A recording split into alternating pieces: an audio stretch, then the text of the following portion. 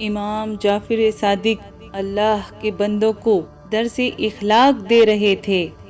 اتنے میں آپ فرمانے لگے، اے لوگو، جب محرم کے ایام آتے ہیں تو اپنے اللہ سے ایک وعدہ کیا کرو۔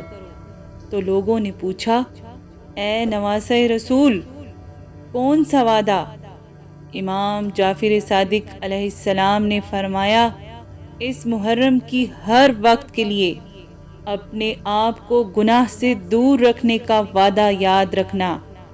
جو انسان محرم کے ایام میں اپنے آپ کو گناہوں سے دور کرتا ہے، کسی انسان کا دل نہیں دکھاتا، کسی کا حق نہیں مارتا، نامحرم کی طرف نگاہ نہیں اٹھاتا، تو اللہ اس کا پورا سال اس کے مقدر میں خوشحالی لکھ دیتا ہے۔